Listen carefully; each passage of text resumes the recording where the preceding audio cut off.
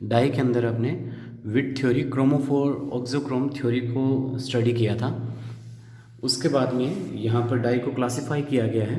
इसका जो first classification है वो दिया गया है कि उस डाई की एप्लीकेशन क्या है, उस फैब्रिक पर उसका यूज़ क्या है। ठीक है, तो डाई का किस टाइप का यूज़ है या उसकी एप्लीकेशन कैसी है फैब्रिक के ऊपर, तो उसके बेस पर अपने यहाँ पर क्लासीफाई किया गया है। तो classification of dyes on basis of application to fabric. ठीक है, तो ये हमारे पास फैब्रिक के टाइप में क्लासिफिकेशन की बात की गई है।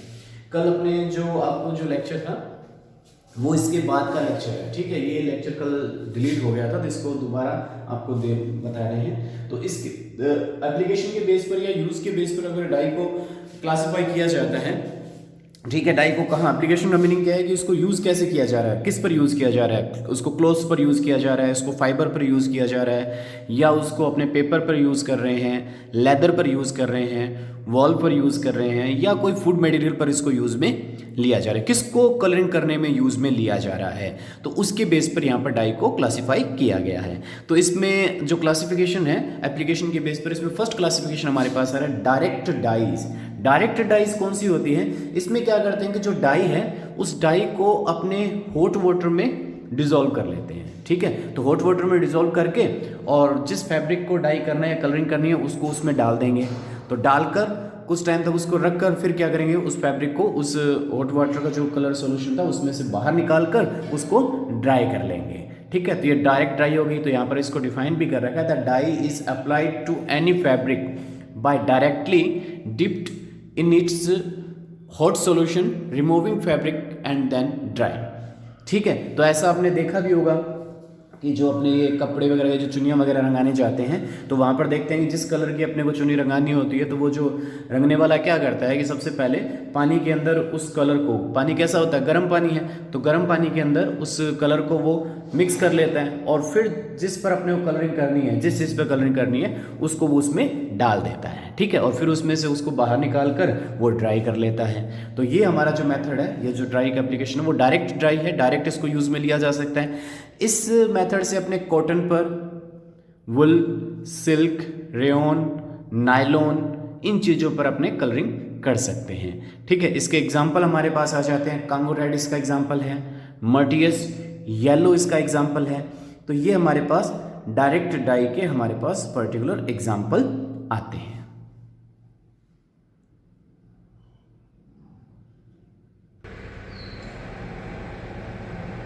नेक्स्ट हमारे पास जो इसका जो टाइप है वो है एसिडिक डाई। एसिडिक डाई क्या होती है कि बेसिकली ये जो डाई है एसिडिक मीडियम में वर्क करती है। ठीक है, सेकंड चीज़, ये जो डाई है वो क्या होती है कि सल्फोनिक एसिड या फिनोलिक ग्रुप या कार्बोक्सिलिक एसिड का सोडियम सॉल्ट होती है। ठीक है, तो ये डाइज क्या होती है, आपने कहा कि this dyes acidic dye are the sodium salt of acid which में contains a sulphonic acid, phenolic और कार्बोक्सिलिक एसिड। तो ये डाई सल्फोनिक एसिड की, फिनोलिक ग्रुप की या कार्बोक्सिलिक एसिड का कौन सा सॉल्ट होती है, सोडियम सॉल्ट के रूप में ये वर्क करती है। और इसको अपने किस पर अप्लाई कर सकते हैं, तो इसको वुल पर, सिल्क पर, नायलॉन पर इसको अप्लाई कर सकते हैं। लेकिन यहाँ पर मेन चीज़ जो ध्यान देने वाली बात है कि इस डाई को, जो एसिडिक डाई है, इस एसिडिक डाई को अपने कॉटन पर अप्लाई नहीं किया जा सकता है। ठीक है, तो एसिडिक डाई को कॉटन पर अप्लाई अपने नहीं करेंगे। ठीक है, इसका एग्जाम्पल हमारे पास आ जाता है एसिडिक डाई का, ऑरेंज फर्स्ट एसिडिक डाई का एग्जाम्पल है। नेक्स्ट है बेसिक डाई। तो बेसिक डाई का जो मीडियम होगा वो कौन सा होगा, अल्कलाइन मीडियम में ये वर्क करेगी। और ये क्या करती है कि ये एसिड में सॉल्युबल सॉल्ट का फॉर्मेशन करती है। ये जो डाई है वो एसिड में क्या करेगी, सॉल्युबल सॉल्ट की फॉर्मेशन करेगी। और इससे जो बने हुए जो कैटाइन है, ठीक है, इस डाई से जो बने हुए जो कैटाइन है वो फाइबर या क्लॉथ के एनायनिक पार्ट के साथ अटैच हो जाते हैं। ठीक है, इस डाई में क्या होगा कि अल्कलाइन मीडियम इनमें ये वर्क करती है। और ये क्या, इसमें बेसिकली जो NH2 ग्रुप जो होता है, जो क्या करता है, जो एसिडिक सॉल्यूशन में क्या होगा, मिक्स हो जाएगा एसिडिक सॉल्यूशन में मिलकर, क्योंकि बेस है तो बेस एसिड के साथ मिलकर क्या हो जाएगा, एक सॉल्ट की फॉर्मेशन कर देगा। और इसमें क्या मिलेगा, बेसिक डाई, इट मीन्स यहाँ पर आपको कैटाइन जो पार्ट है वो कैटाइन पार्ट फाइबर या क्लोथ के एनायनिक पार्ट के साथ मिलकर उसके साथ अटैच हो जाएगा और उसके साथ अटैच होकर कलरिंग की प्रोसेस करता है। इससे अपने क्या करते हैं कि नायलॉन को, पॉलिएस्टर को कलर कर सकते हैं। इसका जो एग्जांपल आ जाता है हमारे पास वो आ जाता है एनिलीन येलो, इसका एग्जांपल है। नेक्स्ट एग्जांपल अपने मेलाकाइट ग्रीन भी इसका एग्जांपल हो सकता है। तो एनिलीन और मेलाकाइट ग्रीन हमारे पास बेसिक डाई का एग्जांपल है।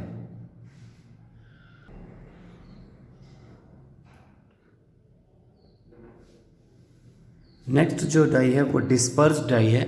ये जो इस टाइप की जो डाई होती है वो वाटर में इनसॉल्युबल होती है, ठीक है, इनसॉल्युबल डाई है वाटर के अंदर। तो इसको अपने क्या करते हैं, किसी पर्टिकुलर सूटेबल मीडियम में अपने क्या करते हैं कि इसको जब किसी फाइबर पर इसको अप्लाई करते हैं तो फाइबर पर इसके जो डाई के जो पार्टिकल्स होते हैं वो पार्टिकल डिस्पर्स्ड हो जाते हैं, उस फाइबर पर वो फैल जाते हैं, ठीक है। तो उस फैलने के कारण से उसके ऊपर कलर आ जाता है। इस टाइप का जो अपने पास जो प्रोसेस है वो नायलॉन के अंदर पॉलिएस्टर या पॉली एक्रिलोनाइट्राइल, जिसको अपने शॉर्ट में PAN भी बोलते हैं, इस पर अप्लाई कर सकते हैं। इसका एग्जांपल हमारे पास हो जाता है एंथ्राक्विनोन डाई, हमारे पास इस डाई का एग्जाम्पल आता है, ठीक है। तो ये इनसॉल्युबल रहती है, इसको किसी पर्टिकुलर अपने सॉल्वेंट के अंदर सूटेबल मीडियम में इसको डालकर क्या करेंगे, फैब्रिक पर लगा देंगे तो फैब्रिक पर इसके जो पार्टिकल्स हैं वो डिस्पर्स्ड हो जाते हैं। तो ये हमारे पास डिस्पर्स डाई का एग्जाम्पल आ जाता है।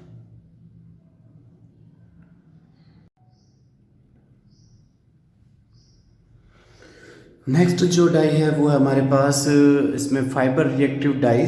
फाइबर रिएक्टिव डाई क्या होती है कि ये जो डाई है बेसिकली हमारे पास कॉटन है, सिल्क है या वुल, जो जैसे जो फाइबर होते हैं उन फाइबर में जो हाइड्रोक्सी या जो अमीनो ग्रुप जो होता है, ठीक है, हाइड्रोक्सी या अमीनो ग्रुप जो होता है उन फाइबर में प्रेजेंट हाइड्रोक्सी या अमीनो ग्रुप के साथ ये जो डाई है वो केमिकल बॉन्ड की फॉर्मेशन कर लेती है और इस केमिकल बॉन्ड बनने की वजह से ये जो डाई हो जाती है वो कैसी हो जाती है, इरिवर्सिबल टाइप की डाई हो जाती है। मींस ये जो डाई है वो स्टेबल डाई है, ठीक है, केमिकल बॉन्डिंग के थ्रू ये जो डाई बन जाती है स्टेबल हो जाती है और इस डाई से जो अपने को कलर जो मिलते हैं वो कलर भी अपने को स्टेबल कलर मिलते हैं, ठीक है। इसका जो एग्जाम्पल आ जाता है वो हमारे पास आ जाता है पर्शियन रेड, इस डाई का जो एग्जाम्पल हमारे पास आता है।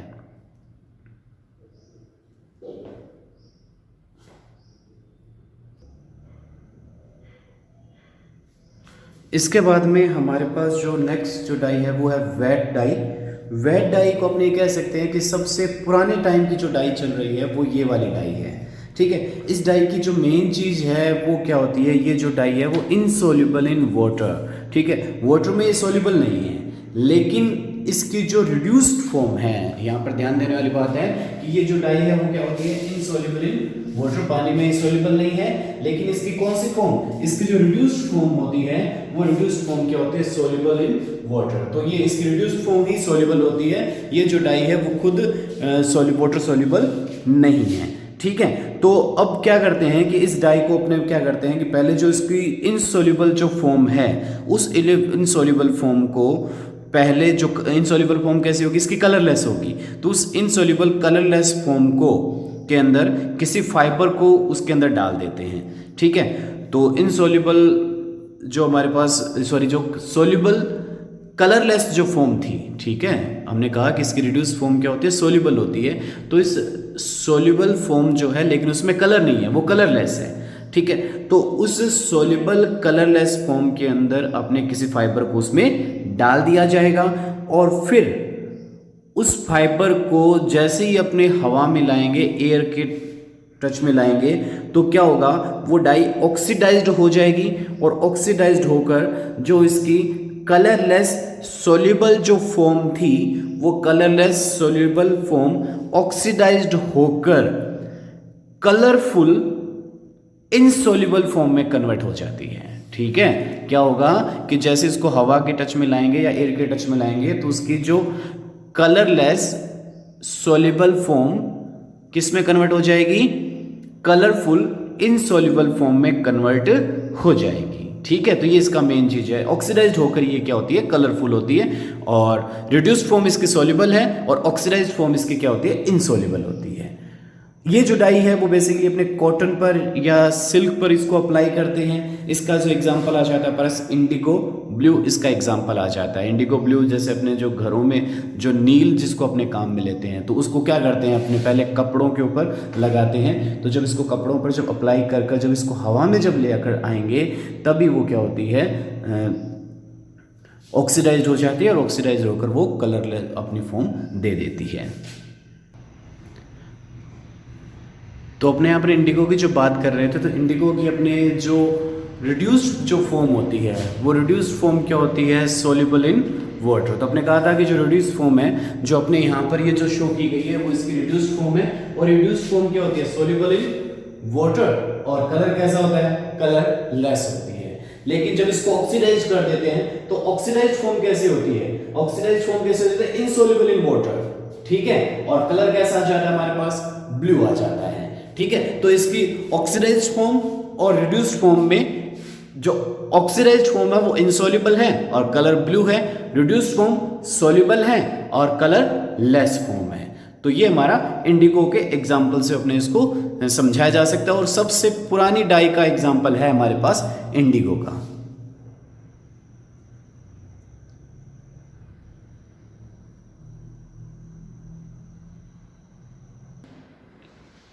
नेक्स्ट जो इसका पार्ट है वो हमारे पास इनग्रेन डाइज।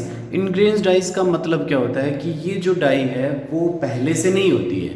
इस डाई को अपने यहाँ पर जैसे डिफाइन किया गया है, this dyes are synthesised by reaction with solution during the process of भाई। तो अपने क्या करते हैं, इस डाई को अपने जो प्रोसेस है उस प्रोसेस के अंदर ही, जो डाइंग का जो प्रोसेस है, उस डाइंग के प्रोसेस के अंदर ही अपने इस डाई को सिंथेसाइज्ड किया जाता है, ठीक है। जब डाई की जाती है उस डाइंग के प्रोसेस के अंदर ही अपने इस डाई को सिंथेसाइज्ड किया जाएगा, ठीक है। अपने क्या करते हैं, उस सिंथेसिस प्रोसेस के अंदर फाइबर को उस सॉल्यूशन में डाल देते हैं, और जैसे फाइबर को सॉल्यूशन में डालेंगे तो सॉल्यूशन केमिकल रिएक्शन करेगा, और केमिकल रिएक्शन से जो डाई है, इनसॉल्युबल जो डाई बनेगी, और वो इनसॉल्युबल जो डाई है फाइबर के ऊपर एडजॉर्ब हो जाती है।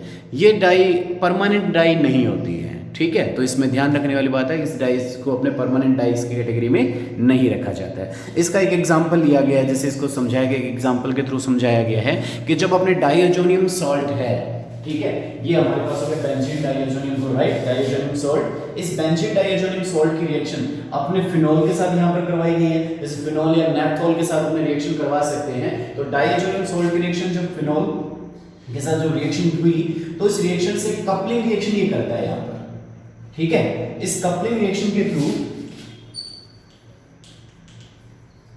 कौन सी रिएक्शन का पार्ट है, ये कपलिंग रिएक्शन का पार्ट है। तो कपलिंग रिएक्शन हुई, और इस कपलिंग रिएक्शन से हमारे पास पैरा हाइड्रोक्सी एजोबेंजीन की फॉर्मेशन हो गई, ठीक है। किसकी फॉर्मेशन होगी हमारे पास, पैरा हाइड्रोक्सी एजोबेंजीन। ये जो पैरा हाइड्रोक्सी एजोबेंजीन है वो किस तरह की डाई बन रही है, हमारे पास येलो डाई बन रही है। तो अपने क्या करेंगे, ये हमारे पास सॉल्यूशन मिक्सचर हो गया, इस सॉल्यूशन मिक्सचर के अंदर अपने फाइबर को डिप कर दिया जाएगा। तो इस सॉल्यूशन मिक्सचर में कौन किस चीज का सॉल्यूशन लिया अपने, डाइअजोनियम सॉल्ट और फिनोल, दोनों का एक सॉल्यूशन मिक्सचर लिया, इसके अंदर अपने फाइबर को डिप कर दिया, रिएक्शन होगी, और रिएक्शन से क्या जनरेट हो जाएगा हमारे पास, पैरा हाइड्रोक्सी एजोबेंजीन। उस पैरा हाइड्रोक्सी एजोबेंजीन का कलर कैसा होगा, येलो कलर हो जाएगा। तो उस फाइबर पर कलर कौन सा आ जाएगा, कौन सा कलर के जो अपने पास ये जो कलर बना वो कैसा है, इनसॉल्युबल है हमारे पास। तो ये प्रेसिपिटेट की फॉर्म में आना शुरू हो जाएगा, और जैसे ही प्रेसिपिटेट बनेंगे वो फाइबर के ऊपर एडजॉर्ब हो जाते हैं। तो इसका मतलब यहाँ पर हुआ कि पहले इसके अंदर कलर नहीं था, जैसे इस पर रिएक्शन हुई, रिएक्शन केमिकल रिएक्शन के थ्रू उसमें एक डाई प्रिपेयर हुई। तो अपने यहाँ पर क्या कह रहे हैं, इसके अंदर इसकी डेफिनेशन में ये क्या है कि इसको सिंथेसाइज, रिएक्शन के अंदर इसको सिंथेसाइज किया जाता है, उसी टाइम इसको कपड़े के ऊपर अप्लाई किया जाता है हमारे पास, ठीक है। दूसरा, इस डाई को जो नाम दे सकते हैं अपने, आइस कलर भी इसको नाम दे सकते हैं। आइस कलर क्यों नाम दिया गया है, देख सकते हैं यहाँ पर इस रिएक्शन के जो टेम्परेचर लिया गया है वो कितना लिया गया है, 0 to 5 डिग्री सेल्सियस टेम्परेचर लिया गया है। तो बहुत ही लो टेम्परेचर पर ये रिएक्शन होती है। हाई टेम्परेचर पर आपने ये बताया था कि ये हमारे पास परमानेंट कलर नहीं होते हैं। तो तो हाई लो टेम्परेचर पर होने की वजह से इस रिएक्शन को अपने इस कलर को क्या नाम दिया जा सकता है, आइस कलर अपने इसको नाम दिया जा सकता है। इसका ये किस पर अप्लाई कर सकते हैं, तो अप्लाई इसको कॉटन पर किया जा सकता है, सिल्क पर किया जा सकता है, पॉलिएस्टर पर कर सकते हैं, नायलॉन पर कर सकते हैं। ठीक है, तो ये जो डाइज हमारे पास आती है इसको अपने इंग्रेन्स डाई के नाम से जानते हैं। ये जो रिएक्शन होगी, रिएक्शन में जो इनसॉल्युबल एजो डाई जो बन रही है, कौन सी बन रही है इस रिएक्शन से insoluble azo dye, para hydroxy azo benzene. तो ये जो para hydroxy azo benzene insoluble azo जो डाई बनी वो फाइबर की सरफेस के ऊपर एडजॉर्ब हो जाएगी। ठीक है, तो ये हमारे पास होगी इंग्रेन्स डाई की कैटेगरी में आ जाती है। नेक्स्ट जो डाई है वो हमारे पास मोर्डेंट डाई है। इस मोर्डेंट डाई को अपने एडजेक्टिव डाई भी बोल सकते हैं। ठीक है, अब इस डाई की जो मेन बात यह है कि इसको अपने किसी भी फाइबर पर डायरेक्टली अप्लाई नहीं किया जा सकता। ठीक है, तो इसको अप्लाई करने के लिए किस चीज़ की ज़रूरत पड़ती है, मोर्डेंट की ज़रूरत पड़ती है। बेसिकली ये जो डाई अप्लाई की जाती है वो डाई अपने वुल के लिए ये डाई को अपने काम में लेते हैं। ठीक है, अब ये डाई काम कैसे करेगी, तो सबसे पहले क्या करेंगे, इस डाई को अप्लाई करने के लिए अपने कि जिस फाइबर पर इस डाई को अप्लाई करना है पहले उस फाइबर को किसी मेटल आयन के सॉल्यूशन में डिप किया जाता है। ठीक है, पहले क्या करेंगे कि जिस चीज़ के ऊपर इस डाई को या जिस फाइबर पर इस डाई को अप्लाई करना है, बेसिकली यहाँ पर जो फाइबर है वो वुल फाइबर ही काम में लिया जाता है। तो वुल फाइबर को क्या करेंगे अपने किसी मेटल के सॉल्यूशन में डिप किया जाता है। ठीक है, और मेटल के सॉल्यूशन में डिप करने पर जो मेटल आयन है, ठीक है, उसके बाद में उसको अपने जिस डाई है उस डाई में उस फाइबर को डिप कर देंगे। तो बाद में उस फाइबर को जब उसके ऊपर डिप करेंगे तो क्या होगा कि जो वो डाई का जो पार्टिकल है वो उस मेटल पार्टिकल के साथ कोऑर्डिनेशन बॉन्ड की फॉर्मेशन कर लेता है। ठीक है, जैसे यहाँ पर एक एग्जांपल से समझ सकते हैं कि यहाँ पर मेरे पास ये एक सॉल्यूशन था। ठीक है, ये किसका सॉल्यूशन है, आपने कहा कि ये जो सॉल्यूशन है वो मेटल आयन सॉल्यूशन है।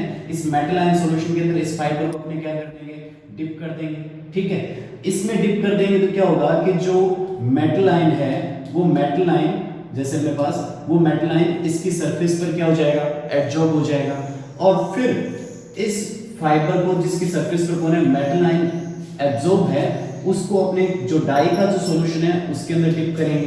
तो क्या होगा कि ये जो आयन जो थे फाइबर की सरफेस पर, ये जो मेटल आयन जो बने एडजॉर्ब थे वो इस डाई के साथ, ठीक है, यहां पर डाई के साथ क्या कर लेंगे, कोऑर्डिनेशन बॉन्ड की फॉर्मेशन कर लेते हैं। ठीक है, तो डायरेक्टली अप्लाई नहीं किया गया इसको, पहले क्या करेंगे किसी भी मेटल आयन के अंदर इस फाइबर को डिप करेंगे और फिर उसको फाइबर को डाई में अप्लाई करेंगे।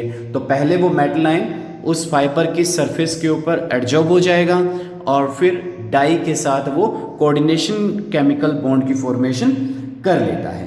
ठीक है, तो ये हो गया मॉडरेट डाई।